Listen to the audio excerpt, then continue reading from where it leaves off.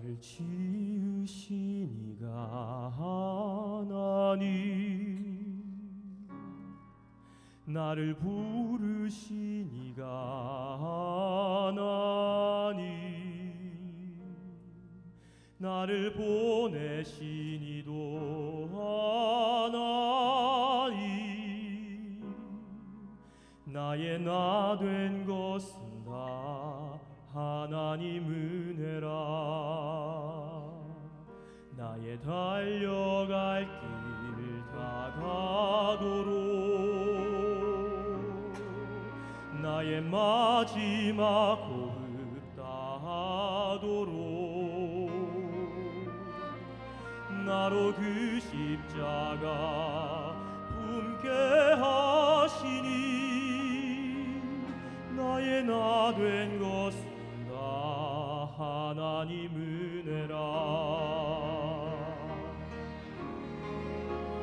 한량없는 은혜,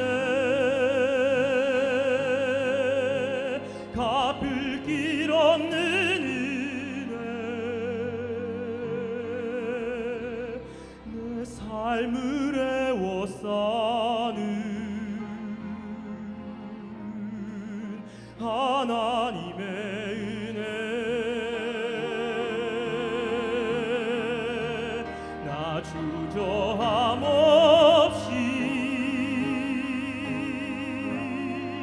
그 땅을 밟은 곳, 나를 붙드시는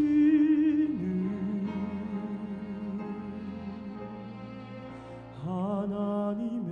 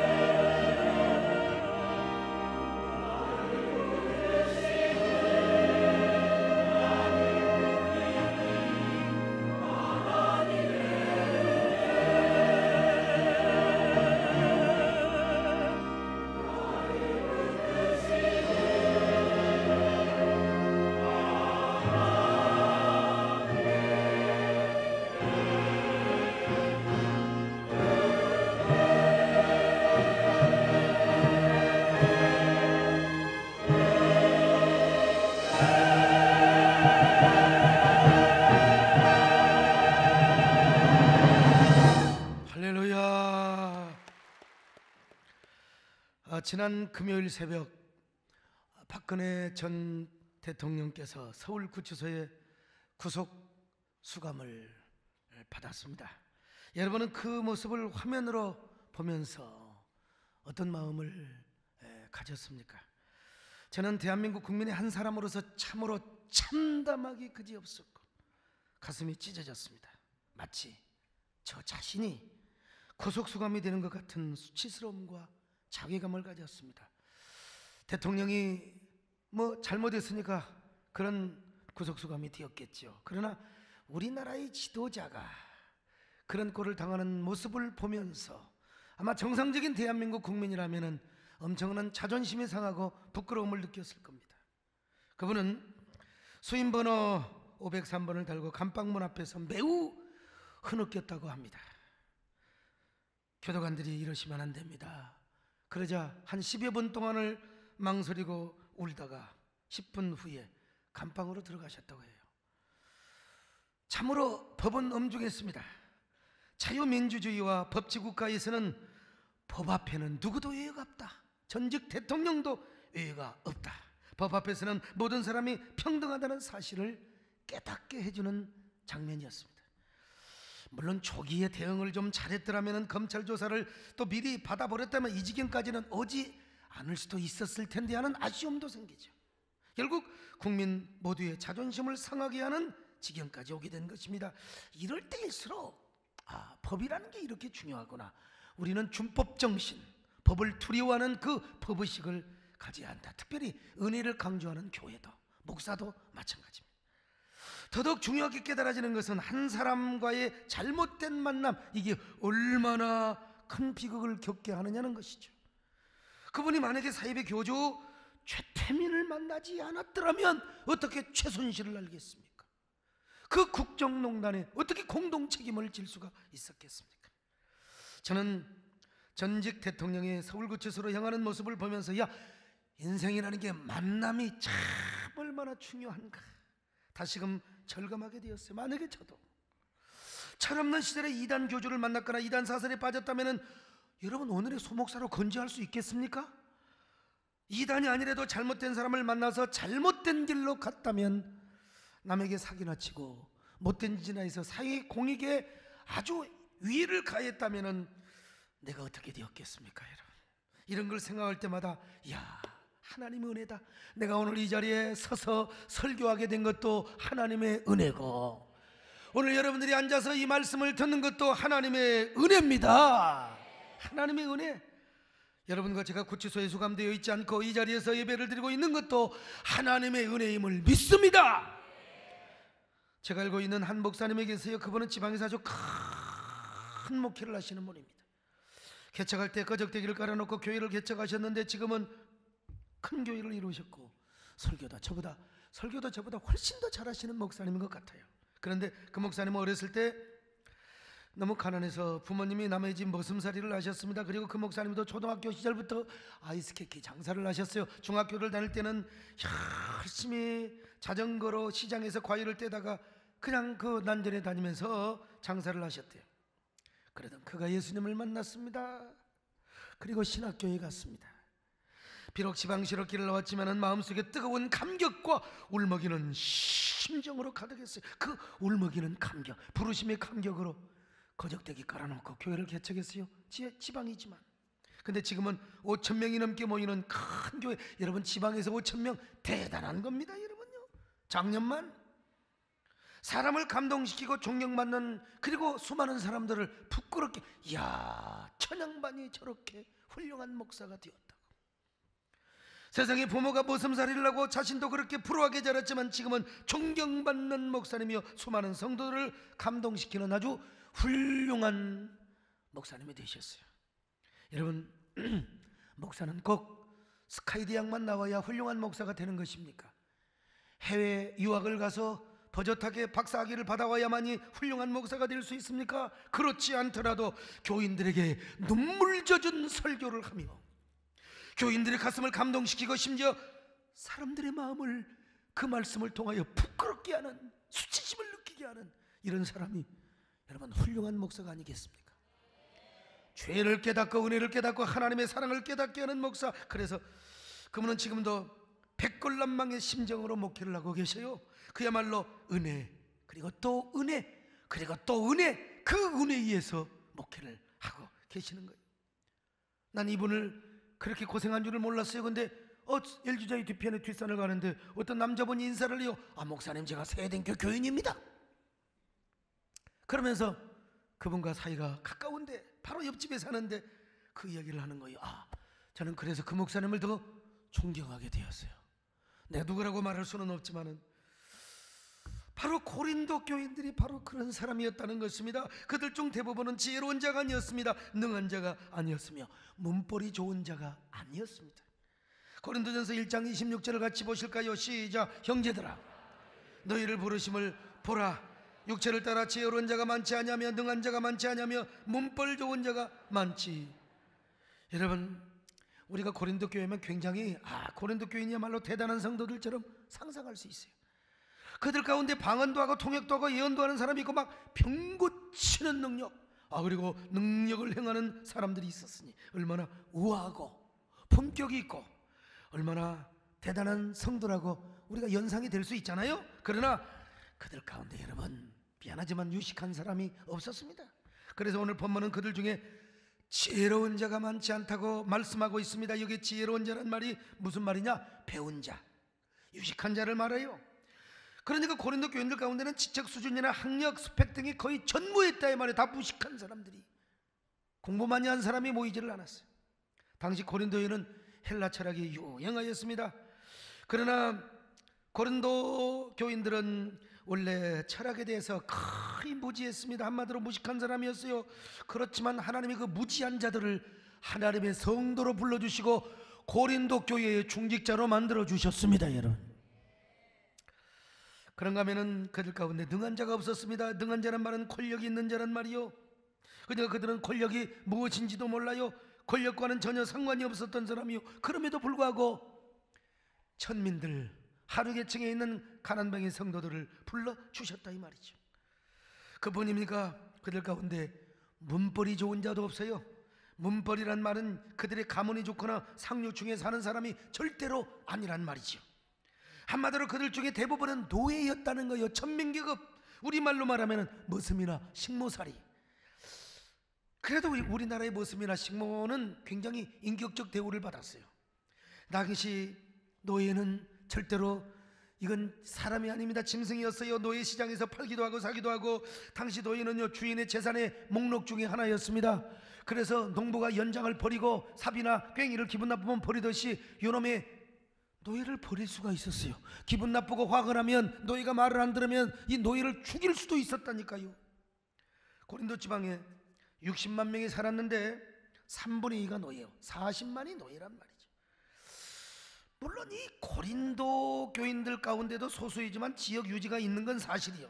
회당장 그리스보나, 그리고 로마의 재무관 에라스도와, 그리고 형제 아리스다고 같은 사람들, 그나마 몇 사람 빼놓고는 대부분이 노예예요. 노예 출신이거나 노예라 이 말이죠. 현재 자유인이 되었다 할지라도 과거에 노예였던 사람이 대부분이었단 말이죠. 우리로 말하면 이런 사람들이 교회 와서 집사가 되고 장로가 되고 권사가 되었어요. 여러분, 이 얼마나 위대한 역설이요, 얼마나 위대한 감동의 은혜냐 이 말이죠. 바울이 왜 이런 얘기를 하는 줄 아세요? 한마디로 고린도 교인들로 하여금 주제 파악을 하라는 거예요. 지금 자신들이 고린도 교회 구성원들이 되어 있는 것은 당신들이 똑똑하고 잘나서 되어 있다는 것이 아니에요. 하나님의 은혜 때문이라는 것입니다. 여러분, 자신들이 잘나고 똑똑해서 그런 것이 아니라 하나님의 은혜요, 하나님의 은혜요, 또 은혜요, 또 은혜요, 그리고 은혜요 뿐만 아니라 은혜요, 은혜의 은혜라는 사실을 깨닫도록 하기 위해서였어요. 오늘 우리도 마찬가지입니다. 우리가 예수 믿고 하나님의 자녀가 된 것, 이거 여러분 기가 막힌 은혜라는 사실을 깨달으셔야 됩니다. 오늘도 교회에 오셔서 예배자가 되어 특별히 그리스도의 복음을 전하며 교회의 중직자가 되었다는 것, 여러분 이보다도 더 큰 은혜가 없습니다.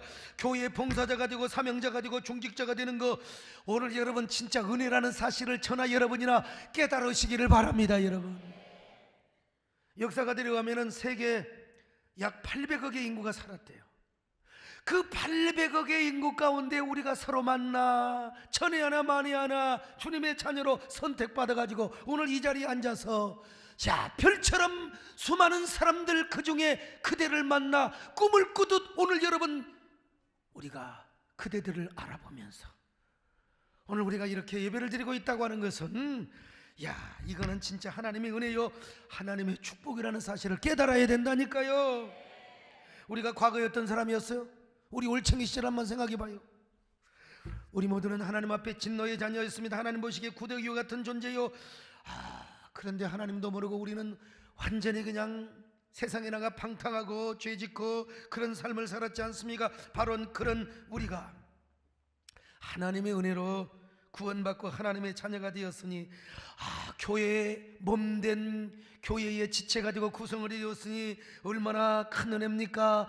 오늘 이 자리에 앉아있는 거, 우리가 앉아서 말씀을 듣고 찬양하고 기도하는 거, 이게 은혜입니다. 이게 기적입니다. 이게 축복입니다. 여러분요, 하나님의 은혜로 있을 데 없는 자를 하나님이 이렇게 구원하여 주셨단 말입니까? 하나님의 은혜 있을 데 없는 자 왜 구속하여 난 알 수 내가 믿고 떠나지 아시는 주님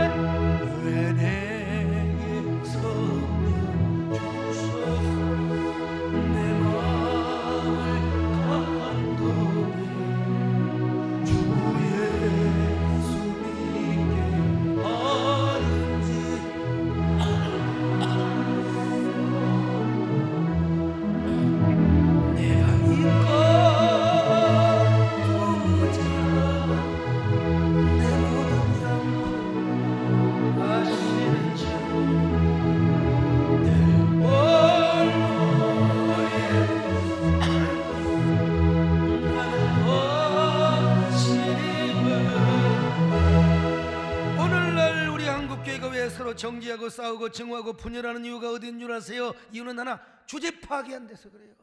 내가 어떤 사람인지 몰라. 내가 얼마나 버러지 같은 존재요, 흙에서 나온 인간이요, 세상의 올챙이 시절을 기억하지 못해서 그래요. 어떤 사람인가 번지수를 모르니까 정체성을 모르고 잃어버리고 정신을 못 차리는 거예요. 번지수를 알게 되면 하나님의 부르심에 감격하게 되어 있어요. 감격이 없으니까 서로 싸우는 거예요. 다투는 거예요. 밖으로 싸움하는 거예요. 기득권 싸움, 주도권 싸움을 하는 겁니다. 여러분, 우리는 언제나 번지수를 깨달으시기를 바랍니다. 주제 파악을 하시기를 바랍니다. 그리스도인의 진정한 정체성을 소유하시기를 바랍니다. 이런 사람은 언제나 부르심에 감격하게 되어 있습니다. 은혜 안에서 언제나 감격하고 감사, 백골난망 충성할 뿐입니다. 여러분, 폴리갑이라는 사람 들어보셨죠? 그는 노예였습니다. 그런데 그가 주인을 잘 만나 자연이 되고 훗날 하나님의 은혜로 목사가 되었어요. 노예 출신이. 그래서 저 서문학교회의 감독이 됩니다. 그런데 로마의 핍박으로 서문학교의 감독이었던 폴리갑이 서문화 총독 앞에 섰어요. 총독은 폴리갑이 예수를 한 번만 부인하면 살려준다고 그의 인격을 알기 때문에 얼마나 성실한 줄 알아요? 살려주고 싶어서 한 번만 예수를 부인하면, 그러자 뭐라고 말한 줄 아세요? 여보시오 총독님, 예수님은 평생 날 한 번도 모른다고 부인한 적이 없는데 어찌 내가 그 좋은 예수님을 부인할 수 있겠소? 그분께서 노예 출신인 나를 이토록 귀히 여겨 써주셨는데 내가 어찌 그분을 모른다 하겠소? 그래서 결국 그는 타오르는 장작불에 던져졌어요. 전설에 의하면 그는 마지막 기도를 이렇게 올렸다고 합니다. 하나님, 평생 짐승처럼 살아야 했을 노예를 주의 종으로 불러주셨음을 감사합니다. 그러나 이제 주께로 돌아갈 시간이 되었습니다. 이제 저는 주께로 가지만은 우리 서문학교회를 하나님이 지켜주시옵소서. 가난한 자나 부자나 지식자나 무식자나 종이나 자유자나 다 서문학교에 와서 구원을 받게 하여 주옵시고, 계속 그들 모두가 그리스도 안에서 한 몸을 이루게 하여 주옵소서. 그는 빛나는 얼굴로 그렇게 기도하고 찬송을 부르다가 장작불에 타 죽었습니다. 여러분, 얼마나 감사와 감격이 가득했으면 그랬을까요? 이 모습을 보았던 서문화 총독은 기겁에 질려서 얼굴이 마치 지옥 같았다고 터키의 전설은 전해 내려오고 있습니다. 오늘 여러분, 우리도 이런 감격을 회복해야 될 줄로 믿습니다. 오늘 여러분의 가슴에는 하나님의 자녀됨의 뭉클함이 과연 얼마나 있어요? 오늘도 예배하는 감동이 여러분의 가슴을 얼마나 흥분시키고 있습니까? 과연 뜨거운 목젖으로 여러분들은 얼마나 찬양을 하고 있습니까? 여러분의 눈동자는 하나님의 사랑 앞에 얼마나 촉촉해져 있습니까? 과연 하나님의 부르심에 감격의 뜨거운 목젖과 젖은 눈동자로 목매이며 얼마나 찬양을 해보셨습니까? 오늘 여러분, 정직하게 우리의 가슴의 문을 열어놓고 다시 한번 초심을 회복하시기를 바랍니다. 부르심의 감격을 회복하시기 바랍니다. 가슴 뭉클함을 회복할 수 있기를 바랍니다. 주님, 나를 부르셨으니,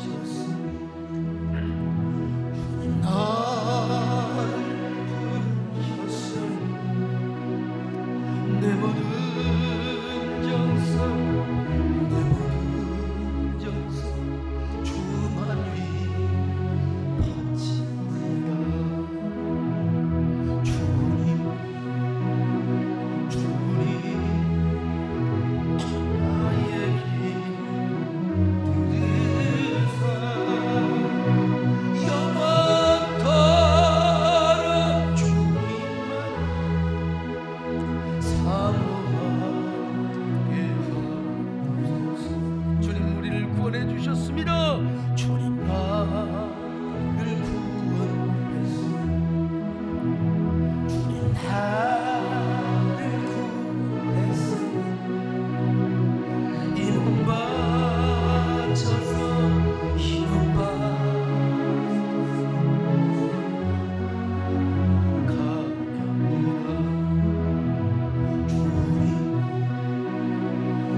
주님, 나의 기도 들으사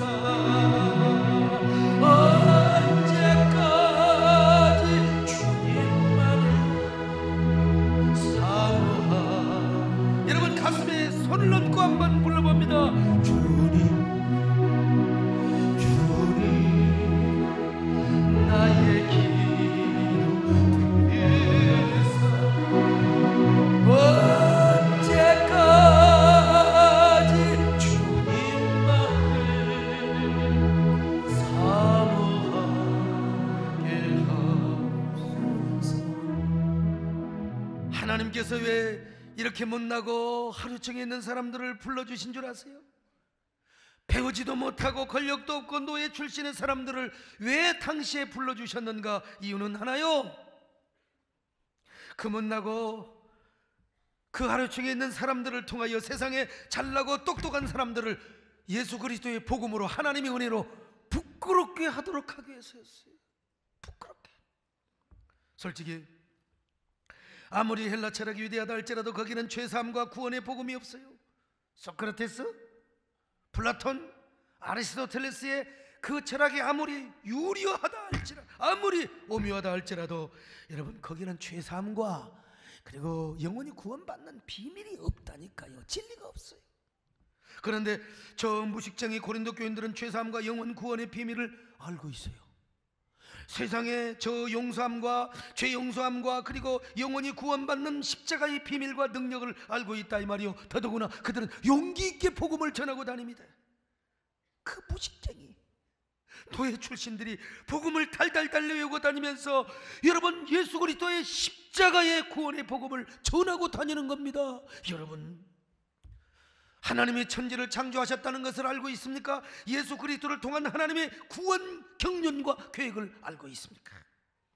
소크라테스가 아무리 유리한 진리를 말하고 아무리 아리스토텔레스가 아무리 심오한 진리를 말하는 것 같아도 거기에는 죄사함의 비밀이 없습니다. 플라톤이 아무리 깊은 철학을 얘기해도 거기는 죄 용서함을 받는 비밀이 없어요. 오직 예수 그리스도의 십자가에만 구원의 비밀이 있습니다. 예수 그리스도의 십자가는 모든 믿는 자에게 구원을 주는 구원의 능력이요 비밀입니다. 그러니 지식인들이요, 권세자들이요, 문벌이 좋은 자들이요, 예수를 믿으시기 바랍니다. 여러분은 무엇 때문에 사십니까? 그렇게 철학을 말하고 권력을 얻어도 마음이 텅 빈 공허의 공백뿐이라는 사실, 무엇 때문인 줄 아십니까? 여러분의 심장은 무엇 때문에 이렇게 박동거리고 있습니까? 여러분의 발걸음은 무엇 때문에 이렇게 바쁘게 움직이고 있습니까? 여러분의 분주함은 무엇 때문이며 여러분의 인생의 종착역은 어디에 어떻게 다다를 것이라고 생각하십니까? 그러니까 예수를 믿으셔야 됩니다. 예수를 믿어야 구원을 받습니다. 예수님은 하나님의 비밀입니다. 하나님의 구원의 능력입니다. 이러고 다녔다니까 말이죠. 예수 믿으세요. 예수 믿으세요. 예수 믿으세요. 예수 믿으세요. 당신은 지금 어디로 무겁게 이 세상 어디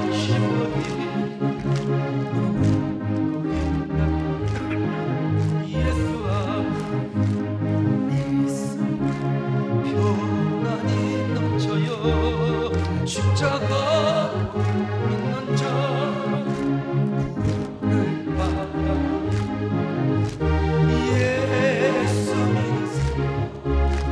예수 믿으세요. 예수 믿으세요. 예수 믿으세요. 주를 믿는 자는 영원한 생명 얻으니 하나님 나라 그의 것이라. 오소 예수 믿으세요.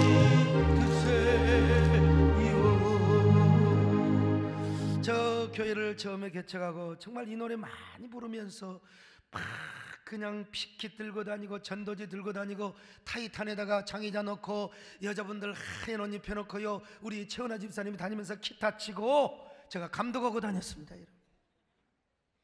그러면서 제가 전도지 들고 다니면서, 야, 그때가 지금 한국교회가 욕먹어서 노방전도도 함부로 못해요. 이렇게 전도하고 다니니까 세상 사람들이 부끄러운가요? 그 잘났다고 그 지식인들, 철학자들, 권력자들, 문벌 좋은 사람들 다 부끄러운 거요. 그런데 그들 가운데 금욕주의자들 또 있어요. 아무리 금욕을 하고 절제하는 삶을 살아도요, 인간은 죄악 공장이요.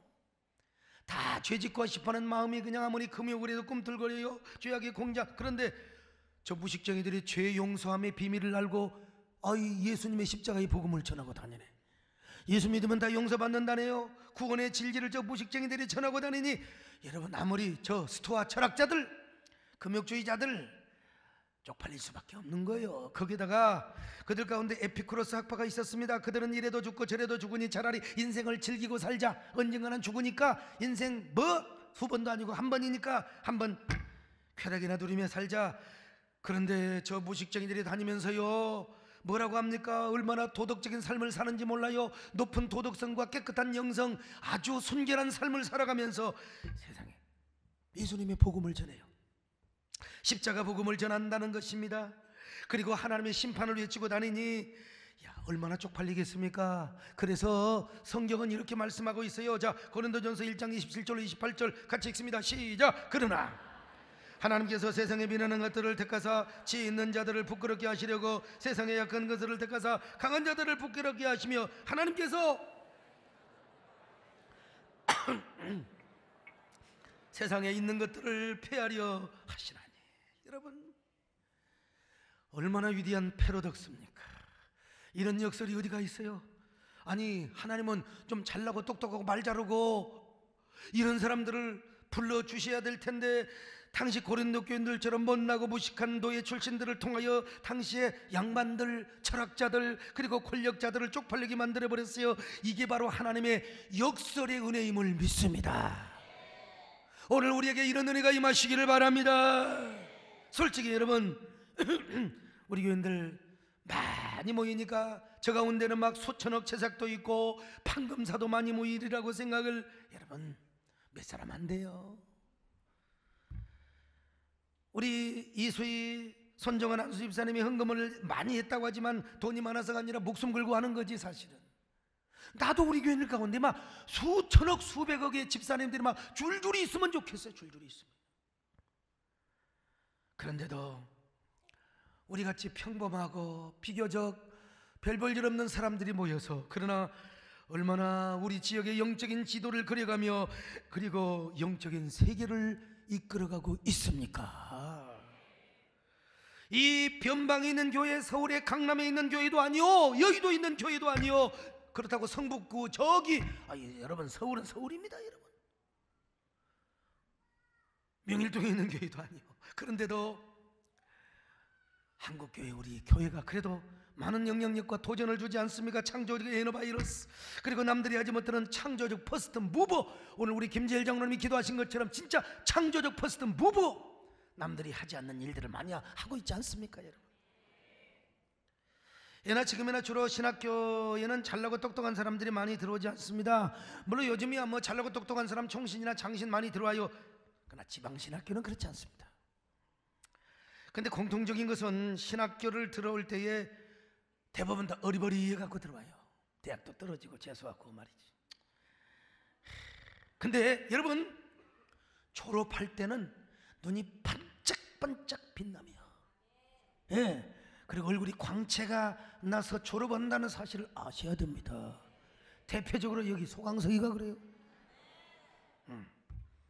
저는 고등학교 2학년 때 처음으로 교회를 나갔습니다. 어느 날 후배 녀석이 저에게 교회에 와서 함께 예배드리자고, 야 이 미친놈아, 너적 없는 놈의 어떻게 교회를 가냐 이 자식아. 그때까지만 해도 제가 그래도 비교적 공부를 했던 학생이었어요. 근데 이놈이 뭐라고 한 줄 아세요? 형, 교회 가면 이쁜 여학생들이 줄줄이 사탕이야. 골라 잡을 수 있어. 그냥 형 교회 가자고. 나는 그게 복음으로 들렸던 거야. 위대한 복음으로. 더더구나 그것들이 우리 교회, 우리 학교를 무시한다는 겁니다. 무시. 내가 여러분 당시 군산 제일고등학교를 다녔습니다. 여러분 그 도에서 명문학교였어요. 그런데 그 학교를 뭐라고 하냐면 촌놈들만, 가난뱅이들만 모여서 다니는 학교라고. 사실은 맞아요. 촌놈들만 돈 없이 말이요, 이런 놈들, 공부하고 싶은 놈들 데려다가 공부시켰어요. 그래서 제가 그것들 혼내주려고 당장 내가 교회 나간 거 아닙니까? 그랬더니 이쁜 여학생들이 줄줄이 서가지고 저에게 인사를 하는, 안녕하세요, 말씀 많이 들었습니다. 제일고등학교 나간다면서요? 그러면서 여학생들이 저를 가운데 앉혀요. 또 다른 님은 또 찬송을 찾아주시고 내가 황홀에 빠졌어요. 그때 여러분 참 노래를 하는데, 찬양을 하는데 그렇게 와닿아요. 그때 불렀던 찬양이 뭔 줄 아세요? 멀리 멀리 갔더니 처량하고 고나요. 나 이거 진짜 잊을 수가 없습니다 여러분요. 교회 가서 처음으로 불렀던 노래입니다 여러분요.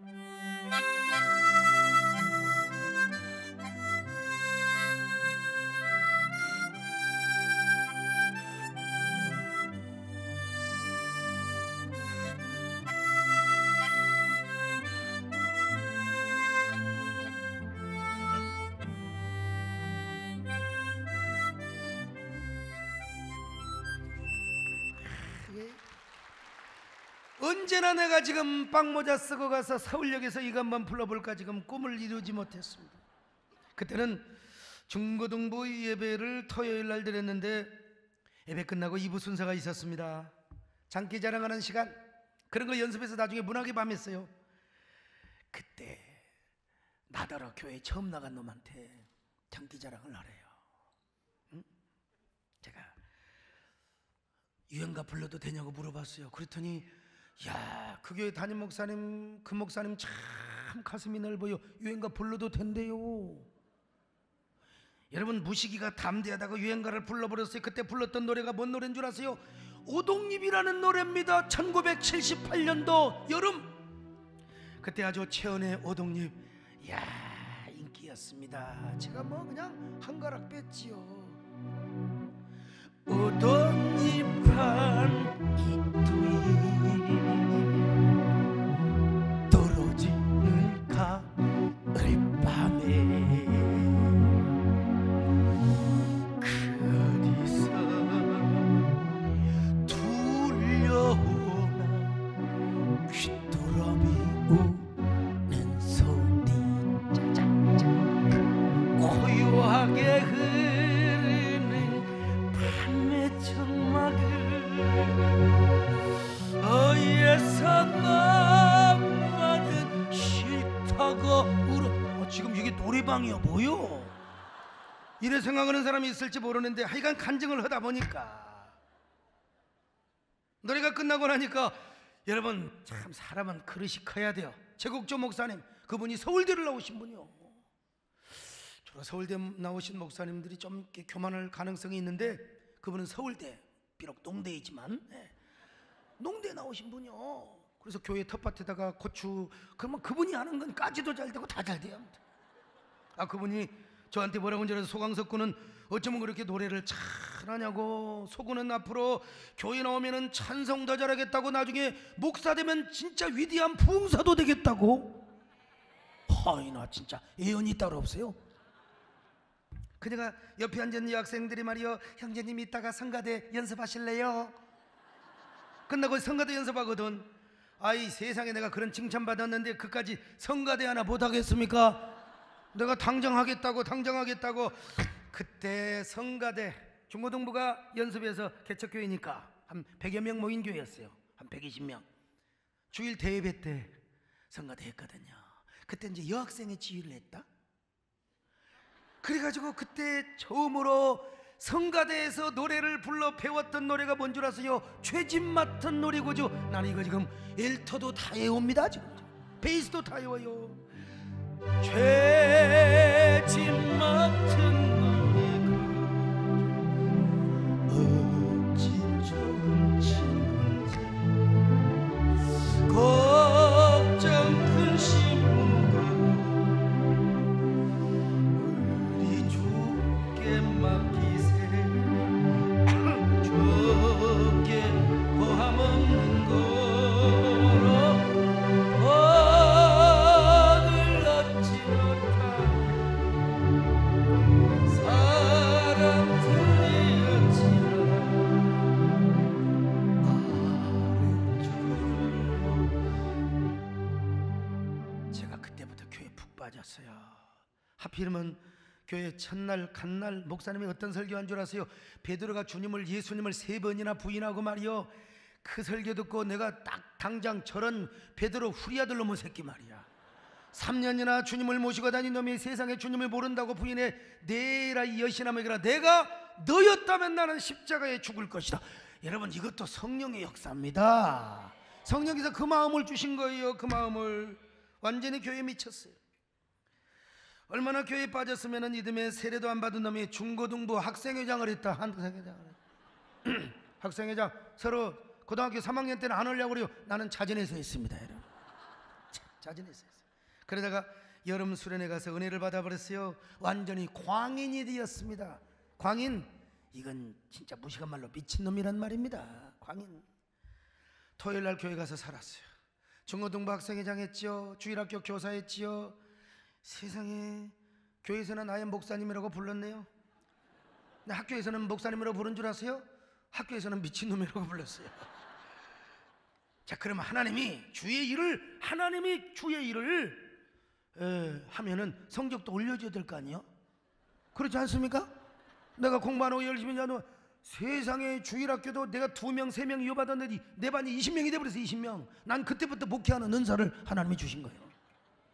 중고등부 애들이 막 그냥 저는 이렇게 사람이 따라가지고 막 애들이 막 깡패도 오고 막 그냥 뭐 이런 놈도 오고 저런 놈도 막, 그래서 교회에서 패싸움까지 했어요. 나와가지고. 하여간 나보고 막 그냥 나오긴 나와서 부흥이 됐어요. 그럼 하나님이 이렇게 중고등부도 부흥해주고 그랬으니까 성적도 오르게 하나님이 해줘야 될 거 아닙니까? 우리가 그 하나님을 믿어야 믿지 않습니까, 여러분요? 아멘 좋아하고 있네. 진장 내가 국어 영어는 그래도 기본 은사가 있어서 기본은 해 공부 안 해도. 근데 수학은 열심히 해봤자, 내가 열심히 해봤자 공부 잘할 때도 60점 70점 맞았거든요. 안 하니까 30점도 맞았어요. 수학.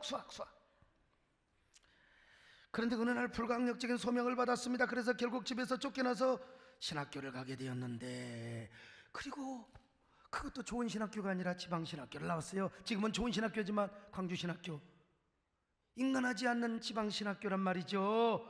그래서 어떤 사람은 비웃어요. 야, 저 새끼 저 고등학교 3학년 때 수학 30점 맞은 놈이 어떻게 저렇게 큰 교회를 하느냐고 여러분. 그러나 여러분, 제가 수학에 빠가인 거 다 알잖아요. 내가 뭐 한두 번 얘기했나? 근데 여러분 1년에 200수십억, 450억, 240, 50억 되는 돈 그래도 깨끗하게 잘 운영합니다. 왜냐하면 우리 재정위원장이 현대의 격리전무 출신이요.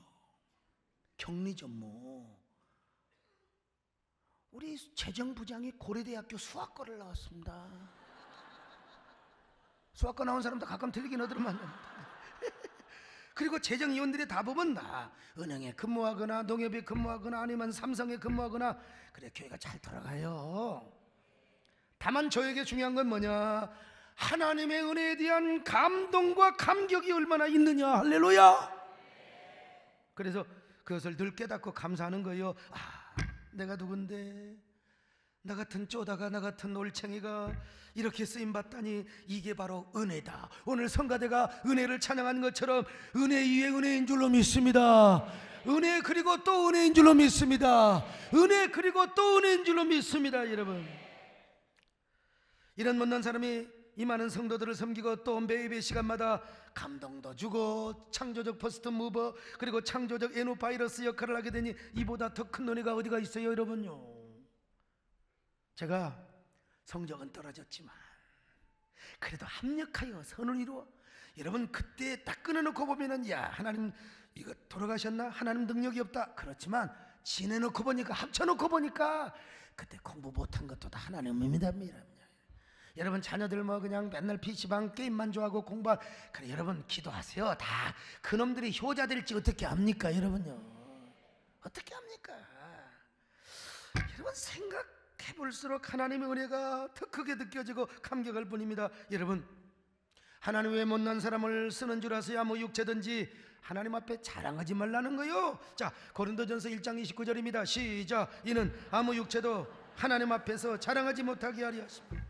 여러분 하나님의 일은요 잘났다고 잘하는 게 아니에요.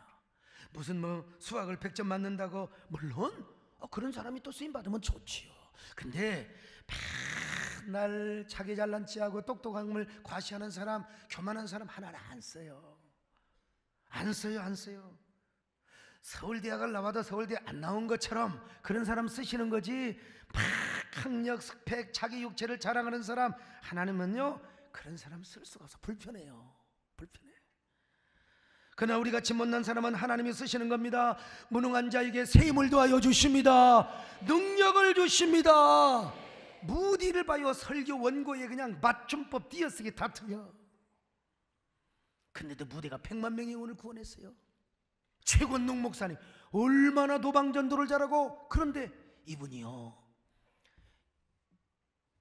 다른 건 다 잘하는데 시험 앞에서 벌벌 떨어. 근데 자기가 시험 앞에서 뜸실어 뭐라고 고백한 줄 아세요? 성령님도 시험 앞에서는 어쩔 수가 없다고. 그 말 잘못한 겁니다.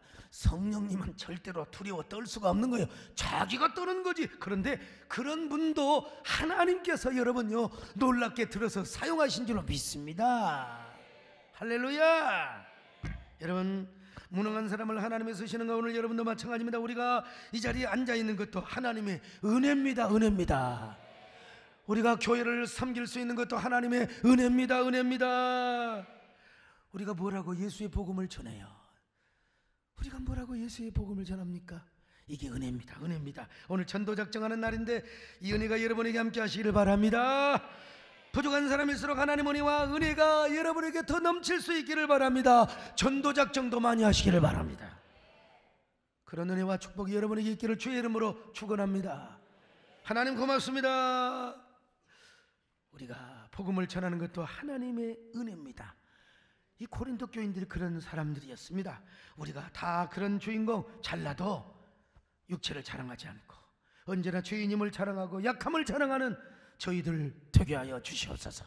예수님의 이름으로 기도드립나이다. 아멘.